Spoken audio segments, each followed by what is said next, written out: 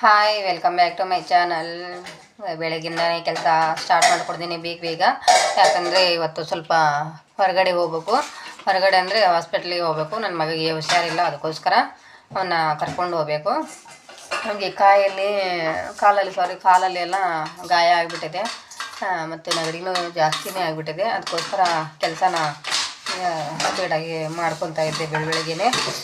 ಅಂದರೆ ಇವತ್ತು ಸ್ಕೂಲು ಒಂದು ರಜೆ ಇದೆಯಲ್ಲ ಅವನಿಗೆ, ಅದಕ್ಕೋಸ್ಕರ.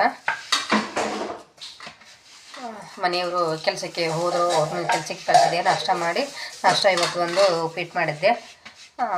ಅವರು ನಾಷ್ಟ ಮಾಡಿಕೊಂಡು ಹೋದರು. ನಾನು ಸ್ವಲ್ಪ ರೊಟ್ಟಿ ಮಾಡಿದ್ರೆ ಆಯ್ತು ಅಂತಂದು ಹೇಳಿ ರೊಟ್ಟಿ ಮಾಡೋಕ್ಕೆ ರೆಡಿ ಮಾಡ್ಕೊತಾ ಇದ್ದೆ. ಏನು ನಿಂತರೂ ನಮ್ಮ ಮನೆಯಲ್ಲಿ ರೊಟ್ಟಿ ಮಾಡೋದು ಮಾತ್ರ ನಿಲ್ಲೋದಿಲ್ಲ ಫ್ರೆಂಡ್. ಯಾಕಂದರೆ ರೊಟ್ಟಿ ಬೇಕೇ ಬೇಕು ನಮಗೆ. ರೊಟ್ಟಿ ಇಲ್ಲಾಂದರೆ ಯಾರು ಊಟನೂ ಮಾಡೋದಿಲ್ಲ.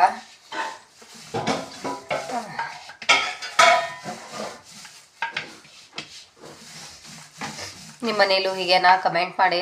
ಏನಿದ್ರೆ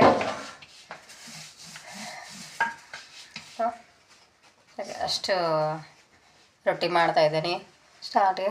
ಇವಾಗ ಸ್ಟಾರ್ಟ್ ಮಾಡ್ಕೊಡ್ತೀನಿ. ಇವಾಗ ಸ್ಟಾರ್ಟ್ ಮಾಡ್ಕೊಡಿದ್ರೆ ಎಷ್ಟೊತ್ತಿಗೆ ಮುಗಿತೋ ಗೊತ್ತಾಗೋದಿಲ್ಲ. ಅದಕ್ಕೋಸ್ಕರ